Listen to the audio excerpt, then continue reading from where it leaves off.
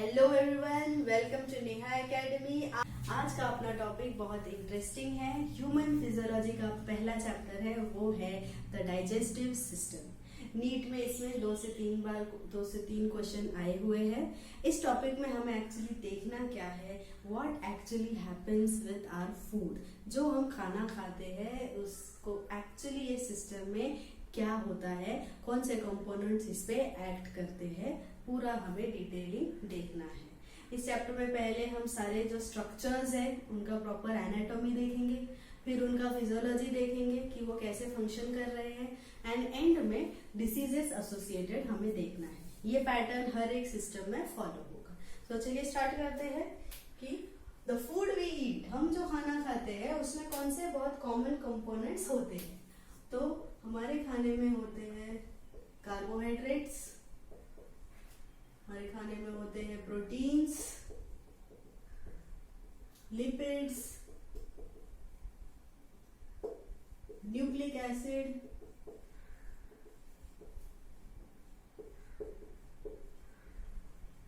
Vitamins, minerals, water. So carbohydrate, protein, lipids and nucleic acid ये बहुत common components है हमारे खाने में, और ये मेजरली ये लोग क्या है, दीज आर मैक्रोमोलिक्यूल्स। ये क्या है, ये है मैक्रोमोलिक्यूल्स। मैक्रोमोलिक्यूल्स का कैरेक्टरिस्टिक फीचर क्या है, वो डायरेक्टली सेल में एंटर नहीं हो सकते, तो इनको करना होगा breakdown. So macromolecules have to be converted to micromolecules to enter cell. Cell में एंटर होने मैक्रो को कन्वर्ट होना है इनटू माइक्रो, और ये कौन करेगा, ये करेगा अपना पूरा सिस्टम जो है डाइजेस्टिव सिस्टम।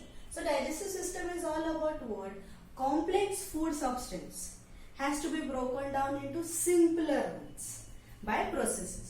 सो डेफिनेशन कैसा जाता है इसका कि कॉम्प्लेक्स फूड सब्सटेंस, तो फूड सब्सटेंस क्या है, डिफ्यूज नहीं हो सकते क्योंकि वो मैक्रो है। So complex indiffusible food substance broken to, complex का क्या करना है, simple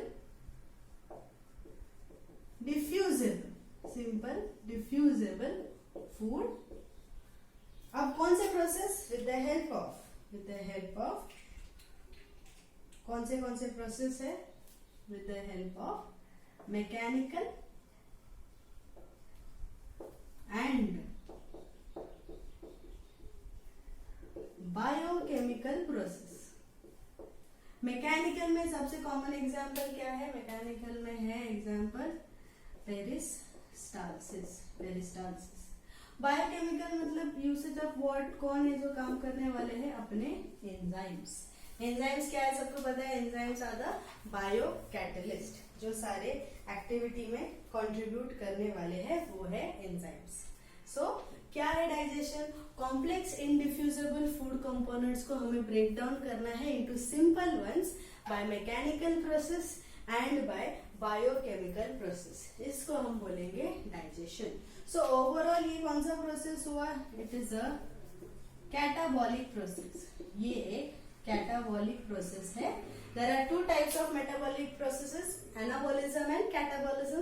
so catabolism is conversion of what, it is a conversion of complex to simple. इसी का ऑपोजिट है anabolic process, conversion of simple to complex. ये वो process नहीं है। Digestion is exclusively an example of what, catabolism. So ये है इसका बेसिक अंडरस्टैंडिंग कि डाइजेशन का क्या मतलब है, हमें कॉम्प्लेक्स कंपोनेंट को ब्रेक डाउन करके सिंपल बनाना है। तो हमें देखने हैं structures which are responsible for it, and और कंपोनेंट्स कौन से हैं जो इस स्ट्रक्चर्स में प्रेजेंट है, जो हेल्प करेंगे टू ब्रिंग अबाउट डाइजेशन। सो अपना जो डाइजेस्टिव सिस्टम है, ये 2 हेडिंग्स के अंदर हमें समझना है। पहले तो है द एलिमेंट्री कैनल, तो पूरा एलिमेंट्री कैनल है वो हमें डिटेल में देखना है, एंड दूसरा है the digestive glands associated. So alimentary canal के कंपोनेंट्स हमें पता ही है, जैसे स्टार्ट होता है बाय माउथ, फिर है फेरिंग्स, ईसोफेगस, ये सारे हमें डिटेल में देखने हैं। सो अपना जो डाइजेस्टिव सिस्टम है it is divided into 2 sections. कौन सा सेक्शन है? ये है द एलिमेंट्री कैनल, शॉर्ट में इसको GIT भी बोलते हैं, gastrointestinal tract, and the digestive glands. So एक एक करके हमें देखना है। So let's start with the alimentary canal. So alimentary canal से स्टार्ट करेंगे। पहले देखते हैं कौन से स्ट्रक्चर्स इन्वॉल्व हैं इन द एलिमेंट्री कैनल, फिर एक एक स्ट्रक्चर डिटेल में देखेंगे। सो एलिमेंट्री कैनल का स्टार्ट होता है बाय माउथ, और ब्रॉडर नाम क्या है उसका? It is the buccopharyngeal cavity. फिर आता है pharynx, after that it is esophagus, इसके बाद है stomach, bag like structure stomach,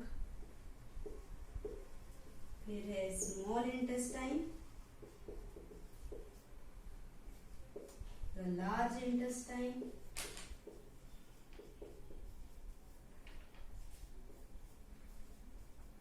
the anus and anal canal। ये सारे कंपोनेंट्स है अपने एलिमेंट्री कैनल में, starting from the mouth ending with the anus. Digestive system humans में कंप्लीट होता है, इसलिए माउथ टू एनस सारे कंपोनेंट्स प्रेजेंट है। सो एक एक करके हमें स्ट्रक्चर्स स्टार्ट करने हैं। Let us start with mouth.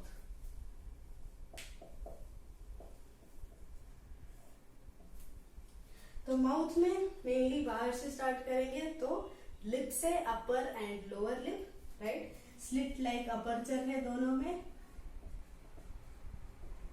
Transverse slit है, the opening. Now muscle, lips के अराउंड मसल है, एक ही सर्कुलर मसल है around, so around lips.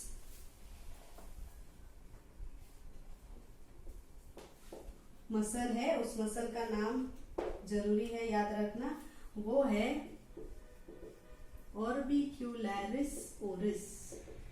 Remember, ये पेड मसल नहीं है, जैसे लिप्स अपने पास अपर है लोअर लिप है, तो मसल अलग अलग नहीं है, एक ही सर्कुलर मसल है around the lips called as orbicularis oris, right. तो माउथ में मेन कंपोनेंट्स क्या है? ये तो लिप्स की बात हुई कि और सीरस ग्लैंड्स भी होते हैं associated with the inner border of lips. Apart from that कौन से स्ट्रक्चर्स हैं? We have teeth, we have tongue and we have palate. Palate में 2 टाइप्स है, हार्ड एंड सॉफ्ट। तो mainly you have to concentrate on these components, okay. So ये lips उसका associated muscle याद रखना जरूरी है। Now we will see the palate associated with the mouth area. Palate, जैसे मैंने बोला, it is divided into 2. There are 2 types of palate. एक है hard palate, दूसरा है soft palate. Hard palate and soft palate. Hard क्यों है? Because इसमें associated क्या है? Bone. There are bones associated. Soft क्यों है? There are no bones associated. Bones की अगर बात करें तो कौन से मेनली bones रहने वाले हैं? It is the maxilla and palatine bone. ये bones है associated with the hard palate. अब hard palate को अगर हम टंग से टच करें ऊपर तो बहुत रफ फील होगा। वो रफनेस है because it has presence of transverse ridges called as palatine rugae. What are they called? Palatine rugae. Palatine rugae पे क्वेश्चन आया हुआ है कि which are the ridges associated with hard palate. Animals like reptiles, इनके पास और modified structure होता है associated with the hard palate, जिसको बोलते हैं Jacobson's organ. Jacobson's organ, remember वो किस में है, वो है रेप्टाइल्स में। We don't have Jacobson's organ. Jacobson's organ की वजह से क्या हो जाता है, उनका जो सेंस ऑफ स्मेल है वो बहुत एनहांस्ड रहता है। रेप्टाइल्स की अगर बात करें, like snakes, they have a very good sense of smell. क्यों? तो इनके पास एक एडिशनल मॉडिफाइड स्ट्रक्चर है जिसको हम बोलेंगे जेकबसन्स ऑर्गन। सो हार्ड पैलेट में सबसे इंपॉर्टेंट याद रखना है ट्रांसवर्स रिजेस है, इसमें नीट में क्वेश्चन आया हुआ है, एंड द बोन्स एसोसिएटेड जो है मैक्सिला एंड पैलेटाइन। अब हार्ड पैलेट के ही पीछे अब फ्रंट एंड बैक के लिए एनाटॉमिकल टर्म्स है जो हमें समझने हैं, वो है anterior and posterior. Remember, anterior and posterior समझने दो एस्पेक्ट्स है। एंटीरियर एंड पोस्टीरियर का मतलब फ्रंट एंड बैक भी होता है, एंड एंटीरियर पोस्टीरियर का मतलब अप एंड डाउन भी होता है। मतलब upwards is anterior, downwards is posterior, upward and front is also anterior, downward and backward is also posterior। मतलब अगर हम बात करें कि हार्ड पैलेट सामने की तरफ है तो वो है एंटीरियर, एंड उसके पीछे है सॉफ्ट पैलेट, मतलब वो है पोस्टीरियरली प्लेस्ड।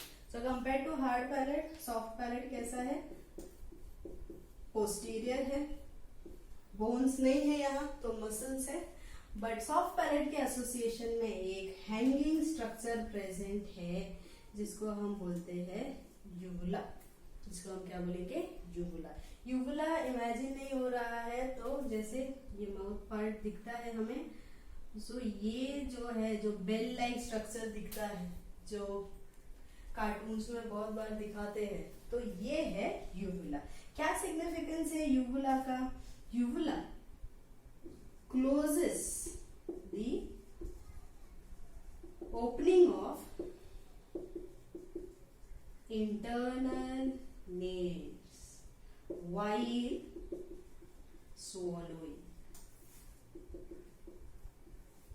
अब इंटरनल नेट्स क्या है, इमीडिएट क्वेश्चन आता है। ये है एक component of the nasal chamber. अपना नेजल चेंबर स्टार्ट होता है by external openings called as external nares. Air enters through the external nares. अब ये पार्ट किसका है, ये पार्ट है नेजल चेंबर का। सो नेजल चेंबर में अंदर की तरफ भी एक ओपनिंग है, उसको हम बोलेंगे इंटरनल नेट्स। बाहर है तो एक्सटर्नल, अंदर है तो इंटरनल, राइट। सो जो एयर अंदर आ रही है वो इंटरनल नेट्स से होके फेरिंग्स जाके विंड पाइप जाने वाली है। So when we are eating, वो ओपनिंग कहाँ है, फेरिंग्स में, और फेरिंग्स तो कॉमन चेंबर है फॉर फूड एंड एयर। हम जब खाना खा रहे हैं, देयर आर चांसेस कि खाना नेजल चेंबर में भी जाए। अब ये तो होता नहीं है, राइट। ये किसकी वजह से नहीं होता है? Because of the presence of uvula. Uvula क्या करता है, जैसे ही हम खाना खा रहे हैं तो bolus which enters it, this uvula जो ऐसा हैंगिंग कंडीशन में है वो बंद हो जाता है। यूवुला पीछे की तरफ क्लोज कर देता है स्ट्रक्चर को। वो कौन है, वो है इंटरनल नेट्स। इसीलिए खाना डायरेक्ट नोज में नहीं जाता है। सो यूवुला इंपॉर्टेंट है, it closes the opening of internal nares while swallowing. Okay, फिर सॉफ्ट पैलेट आगे जाके कहाँ कंटिन्यू होता है, it continues in the pharynx. So pharynx के पार्ट्स है वो हमें देखने हैं। Pharynx is divided into 3 parts from up to the down portion। तो फेरिंग्स देखेंगे। हार्ड पैलेट में सॉफ्ट एंड हार्ड पे क्वेश्चंस आए हुए हैं, so you should be clear with that. So the next structure is what, it is pharynx, right. सबसे important point क्या है इसका जो नीट में आया हुआ है, it is the common passage for what, for food and air. Common passage for food and air, ये नीट में आया हुआ क्वेश्चन है।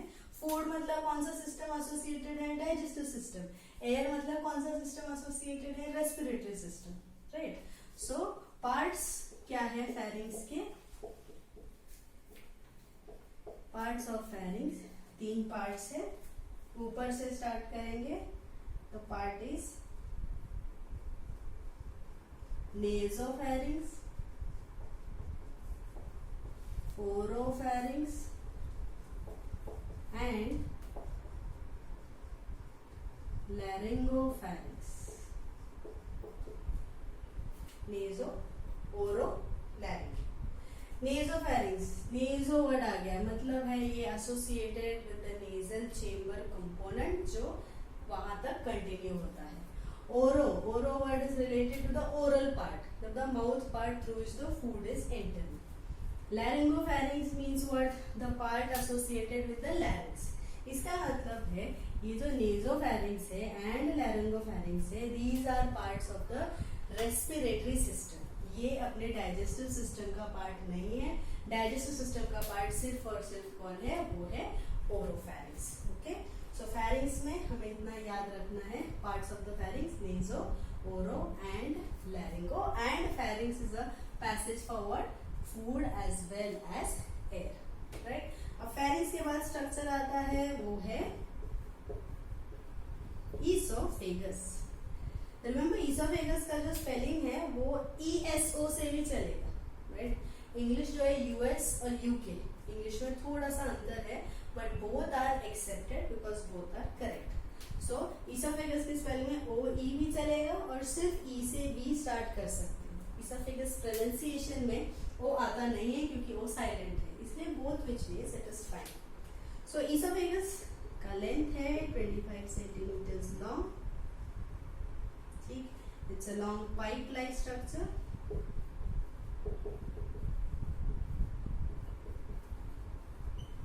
जो कंटिन्यू होता है फैरिंक्स के बाद.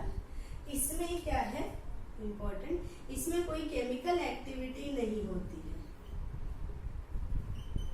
केमिकल एक्टिविटी मतलब related to what? Enzymes. So chemical activity is not seen here. Mechanical activity दिखती है. मैकेनिकल एक्टिविटी मतलब what was that word? That was peristalsis. Peristalsis दिखेगा. What is peristalsis? Rhythmic contraction and relaxation, वो यहाँ दिखेगा. But chemical activity oesophagus में दिखती नहीं है. मतलब खाना जब ईसोफेगस तक पहुंच रहा है वो सिर्फ मस्कुलर मूवमेंट से नीचे तक चला जाएगा. राइट, अब ईसोफेगस क्या है? 25 सेंटीमीटर्स लॉन्ग है. ये जैसे ही पास होता है there is a dome shaped structure between. In between एक dome shaped structure मिलेगा जिसका नाम है diaphragm. A diaphragm is very very important from the respiratory system point of view. तो ये ईसोफेगस डायफ्राम को पियर्स करते हुए जाता है, उसके थ्रू होते हुए आगे बढ़ता है. तो जहां ईसोफेगस डायफ्राम को पियर्स करता है, पियर्स करना मतलब उसको चीरता हुआ जाता है. Now this is normal, कोई डिजीज की बात नहीं हो रही है. It normally goes through the diaphragm and continues as stomach, right? So जो ईसोफेगस है, oesophagus pierces the diaphragm at a point, and that point is called as, very important, it is called as hiatus. hiatus एक ऐसा point है जहां oesophagus diaphragm को pierce करता है. अब डायफ्राम के साथ साथ इमीडिएटली याद रखो और दो लोग भी हैं जो डायफ्राम को पियर्स करते हैं, वो है inferior vena cava and the aorta. These are the vessels associated with the heart. ये भी बहुत लॉन्ग वेसल्स है. Inferior vena cava lower body part से डीऑक्सीजनेटेड ब्लड लेके आता है, तो वो भी डायफ्राम को पियर्स करते हुए हार्ट की तरफ जाता है. और एओर्टा जो है वो ऑक्सीजनेटेड ब्लड पूरे बॉडी को सप्लाई करता है, तो उसका जो ब्रांच है डिसेंडिंग वो डायफ्राम से होते हुए सब जगह जाता है. हमें याद क्या रखना है यहाँ digestive system point of view, oesophagus diaphragm को पियर्स करता है at a point, that point is called as hiatus. So oesophagus में पहले हम क्या देख रहे हैं? सब बेसिक स्ट्रक्चर्स का इंट्रोडक्शन देख रहे हैं. इसके आगे हम क्या देखेंगे? इनका हिस्टोलॉजी देखेंगे कि अंडर माइक्रोस्कोप ये स्ट्रक्चर्स, सेम स्ट्रक्चर्स कैसे दिखते हैं. और फिर हम क्या देखेंगे? एक्चुअली उनमें कौन से फंक्शंस हो रहे हैं। सो ईसोफेगस के बाद देखते हैं the next structure, that is the stomach. Okay, stomach now normal shape जो है स्टमक का, it is J shape, but very important when empty. Stomach जब खाली होता है तब J शेप का होता है। It is a bag like structure जो डिस्टेंसेबल है। अब इसमें अलग अलग पार्ट्स है, पार्ट्स देखेंगे हम।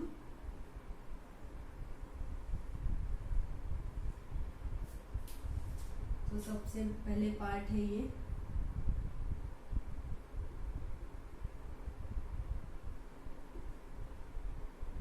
It is divided into 4 parts. जो यहाँ तो क्या है, पहले तो पार्ट से पहले देख लो, ओपनिंग्स एंड एग्जिट है स्टमक का। सो ओपनिंग्स एंड एग्जिट जो है, एक तो ये कौन सा स्ट्रक्चर है, ये ईसोफेगस यहाँ कंटिन्यू होके फिर स्टमक बन रहा है, राइट। सो ये जो है ईसोफेजियल एंड है, और आगे जाके ये कौन कंटिन्यू हो रहा है, स्मॉल इंटेस्टाइन, राइट। सो इसको हम कार्डियक एंड भी बोलते हैं। एंड लास्ट पार्ट है पाइलोरस, इसीलिए इसका नाम क्या है, the pyloric and. The oesophageal and जो कार्डियक एंड, कार्डियक नाम क्यों है, क्योंकि यहीं पे ऊपर लोकेटेड क्या है, हार्ट। तो कार्डियक एंड है और यहाँ पाइलोरिक एंड है, राइट। सो ये पार्ट भी क्या हो जाता है, नाम पाइलोरिक एंड है तो इट इज पाइलोरस।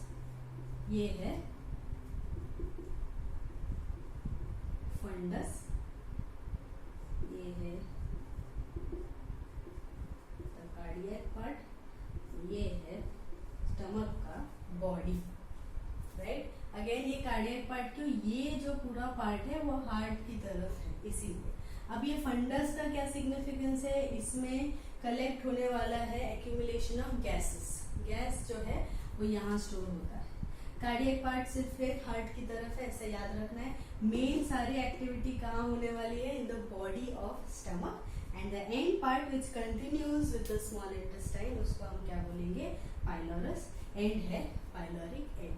अब ये एंड्स के एसोसिएशन में there are sphincters. What do you mean by sphincters? Sphincters वो होते हैं जो फ्लो ऑफ फूड यूनिडायरेक्शनल रखते हैं, वापस खाना ऊपर की तरफ नहीं जाना चाहिए। ऊपर की तरफ मतलब ईसोफेगस की तरफ नहीं जाना चाहिए, इसीलिए स्फिंक्टर्स होते हैं। सो कार्डियक एंड में भी स्फिंक्टर्स है एंड पाइलोरिक एंड में भी स्फिंक्टर्स है। ये स्फिंक्टर्स पे नीट में सवाल आए हुए हैं, इसलिए इन स्फिंक्टर्स के नाम अच्छे से याद रखना बहुत जरूरी है। सो कार्डियक एंड वाले स्फिंक्टर का पहला नाम तो बहुत इजी है, that is the cardiac sphincter, cardiac and, cardiac sphincter. दूसरा नाम जो है वो लंबा है, उसको अच्छे से याद रखना है। सो कार्डियक एंड पे कौन सा स्फिंक्टर है, इसमें है the cardiac sphincter, also word as the gastro esophageal sphincter. नाम बहुत बड़ा है but it is very easy, break करके याद रखना है। गैस्ट्रो का मतलब है स्टमक, कहीं भी वर्ड गैस्ट्रो आया means it is dealing with stomach, and esophageal मतलब they are talking about esophagus, मतलब the sphincter at the relation of which two components, the stomach and esophagus, मतलब कहाँ होगा, यहाँ है sphincter, right. So cardiac end वाला sphincter हो गया। पाइलोरिक एंड में ये भी इजी है, पाइलोरिक एंड के स्फिंक्टर को हम क्या बोलेंगे, द पाइलोरिक स्फिंक्टर। एक बहुत इंपॉर्टेंट चीज याद रखनी है, कार्डियक स्फिंक्टर जो है, कार्डियक स्फिंक्टर जो है it is a false sphincter. ये एक फॉल्स स्फिंक्टर है बिकॉज यही वो कंसेप्ट है जो जस्टिफाई करेगा द कंसेप्ट ऑफ एसिडिटी। जब एसिडिटी होती है तो हार्ट बर्न होता है, जलन वाली फीलिंग आती है, एंड एट टाइम्स क्या होता है, ऐसा फीलिंग आता है, एंड एट टाइम्स सही में थोड़ा सा जो एसिडिक कंपोनेंट है वो ऊपर आता है at the level of oesophagus, even at the level of mouth. So ये कैसे पॉसिबल है? स्फिंक्टर का काम है कि यूनिडायरेक्शनल फ्लो मेंटेन करना, तो ईसोफेगस, स्टमक से ईसोफेगस तक कंपोनेंट जाने ही नहीं चाहिए, बट अगर गए ड्यू टू एसिडिटी कंडीशन ये जाता है only because of this sphincter, क्योंकि वो है the false sphincter, always remember. So acidity में कंपोनेंट्स वापस जो जाना है वो होता है पॉसिबल। ओके, सो स्टमक में पार्ट्स इंपॉर्टेंट है। जे शेप होता है व्हेन एम्प्टी। पार्ट्स क्या है? Fundus, the cardiac part, body, pylorus, दो स्फिंक्टर्स है एसोसिएटेड, कार्डियक एंड वाला कार्डियक स्फिंक्टर, पाइलोरिक एंड वाला पाइलोरिक स्फिंक्टर। और क्वेश्चंस कैसे आते हैं कि ये जो स्फिंक्टर है it is in association between dash and dash, ऊपर कौन? ईसोफेगस, नीचे कौन? स्टमक। पाइलोरिक एंड वाला sphincter is in association with dash and dash, ऊपर कौन? स्टमक वाला पार्ट, नीचे कौन? स्मॉल इंटेस्टाइन वाला पार्ट। अब और एक इम्पोर्टेंट बात याद रखनी है, स्टमक में दोनों चीजें होगी, मैकेनिकल प्रोसेस भी होगा, केमिकल प्रोसेस भी होगा। मैकेनिकल प्रोसेस के लिए इसके पास स्पेशलाइज्ड कंपोनेंट्स है called as gastric rugae. Gastric rugae है which are responsible for what? Proper peristalsis. और एंजाइम सब कौन से हैं वो हम आगे फिजियोलॉजी में देखेंगे, अभी हम सिर्फ स्ट्रक्चर से इंट्रोड्यूस हो रहे हैं कि कौन से स्ट्रक्चर है, उसके क्या क्या पार्ट्स है। Okay, so that was about stomach. अब देखते हैं the small intestine. Small intestine में 3 कंपोनेंट्स है। ओवरऑल अगर देखिए तो स्मॉल इंटेस्टाइन का जो लेंथ है सबसे बड़ा है वो है 6.25 मीटर्स। जो घर में मम्मी है या लेडीज है घर में जो साड़ी पहनते हैं वो साड़ी का जो कंप्लीट लेंथ है वो लेंथ है अपने स्मॉल इंटेस्टाइन का। तो इतना जो लंबा लेंथ है वो इतने से जगह में कैसे आ सकता है? The reason is it is super coiled, extensive coiling दिखती है in the small intestine. That is the reason जो इतना लेंथ है वो सारा अकोमोडेट होता है। So small intestine is divided into 3 parts. Parts के नाम देखेंगे, it is duodenum, jejunum and ileum. Duodenum, jejunum and ileum. Now mind it, ileum ये जो पार्ट है स्मॉल इंटेस्टाइन का, सिमिलर प्रोनाउंसिएशन वाला एक टर्म अपने बॉडी में ही है, although it is a bone, it is ileum। यहाँ E है, यहाँ I है। This is a bone of the pelvic region। pelvic region में बोन्स है, 2 कॉक्सल बोन्स होते हैं, उसमें से एक बोन का नाम है इलियम। और ये क्या है? This is the part of the small intestine. So make sure तुम कंफ्यूज ना हो। ऑब्वियसली ऑप्शंस में कंफ्यूज करने ये दिया जाता है हमेशा, so you have to see the spelling properly and mark. Okay, so ये है 3 पार्ट्स स्मॉल इंटेस्टाइन के, डिओडेनम, जेजुनम, इलियम। सो आगे इसका लेंथ देख लेते हैं, इन तीनों का लेंथ देख लेते हैं। डिओडेनम का है 25 सेंटीमीटर्स, जेजुनम का है 2.5 मीटर्स, इलियम का है 3.5 मीटर्स। सो टोटल इसका हो जाता है 6.25 मीटर्स। ये ओवरऑल लेंथ है स्मॉल इंटेस्टाइन का। सो डिओडेनम, जेजुनम, इलियम, इन तीनों में से सबसे ब्रॉडेस्ट होता है डिओडेनम। शॉर्ट है but broadest. So small intestine के बाद आता है the large intestine. Large intestine, so large intestine कौन सा पार्ट स्मॉल इंटेस्टाइन का कंटिन्यू होता है इनटू लार्ज इंटेस्टाइन? वो है द इलियम।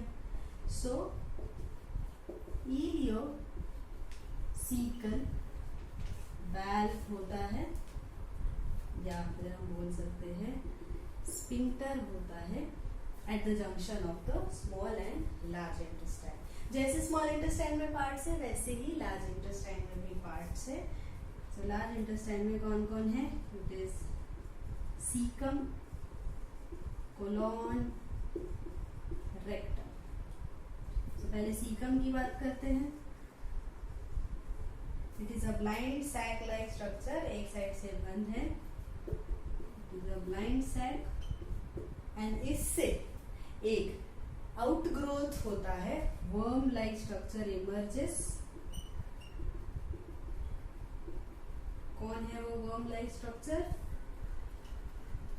वो है ना वर्मीफॉर्म अपेंडिक्स, ना वर्मीफॉर्म अपेंडिक्स।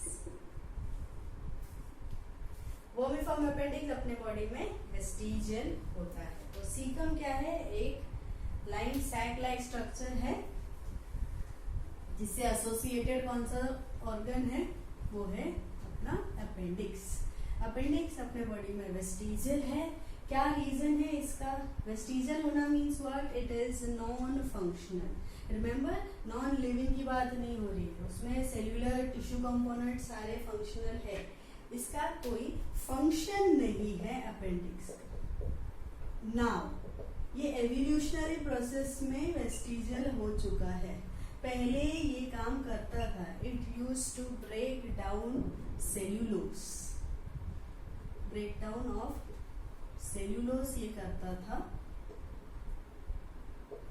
अपेंडिक्स, क्योंकि पहले सेल्यूलोस रॉ फॉर्म में खाया जाता था तो उसको ब्रेक डाउन करने ये रिस्पॉन्सिबल था। बट जैसे जैसे एवोल्यूशन हुआ है सेल्यूलोस रॉ फॉर्म में डायरेक्ट जाता नहीं है, इसीलिए इसकी जरूरत नहीं। सो अपेंडिक्स हैज बिकम वेस्टिजियल। और क्या है सीकम में? सीकम में है सिम्बायोटिक माइक्रोब्स।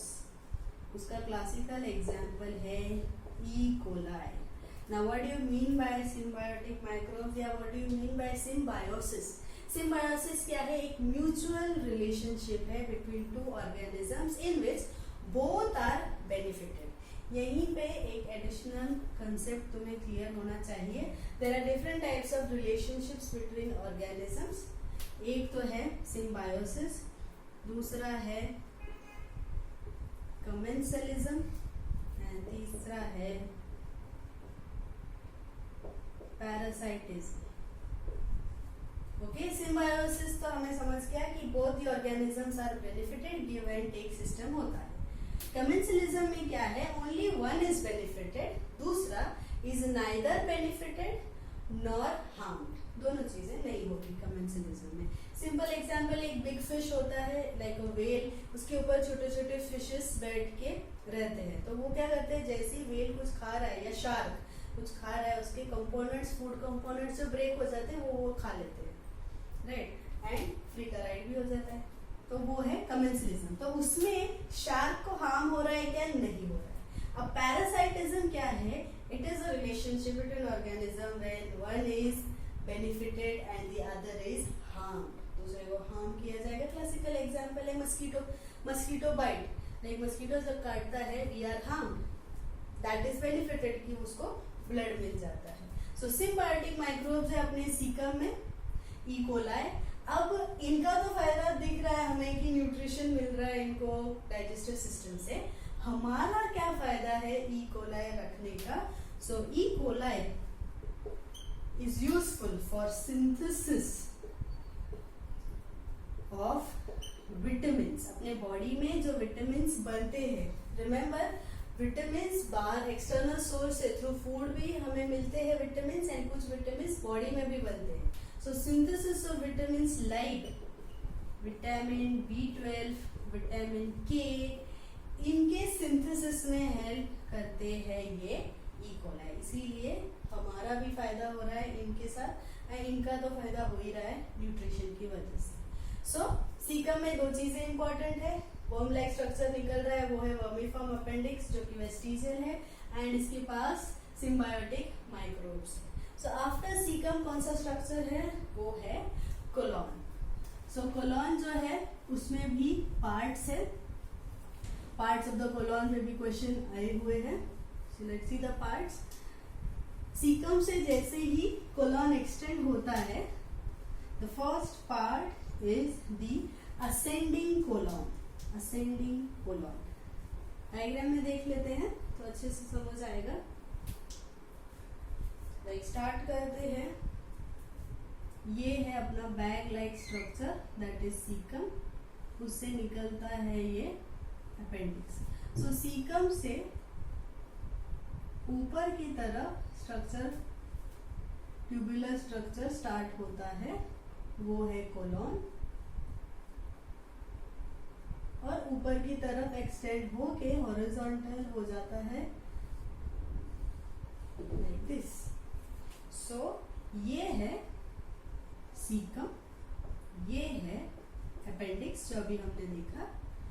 अब ये पूरा कोलॉन है। सो द पार्ट ये नीचे से ऊपर जा रहा है, तो ये पार्ट होगा द असेंडिंग कोलॉन। ये पार्ट हॉरिजॉन्टल हो चुका है, सो ये पार्ट है द ट्रांसवर्स कोलॉन। अब ये पार्ट ऊपर से नीचे की तरफ आ रहा है, तो ये पार्ट है डिसेंडिंग कोलॉन, एंड उसका लास्ट एक्सटेंडेड पार्ट हम बोलेंगे the sigmoid colon, right. So caecum से नीचे से ऊपर जा रहा है इसलिए ascending colon, transverse and descending, ending with the sigmoid colon. और सिग्मोइड कोलॉन के बाद कौन सा स्ट्रक्चर होगा, वो है द रेक्टम।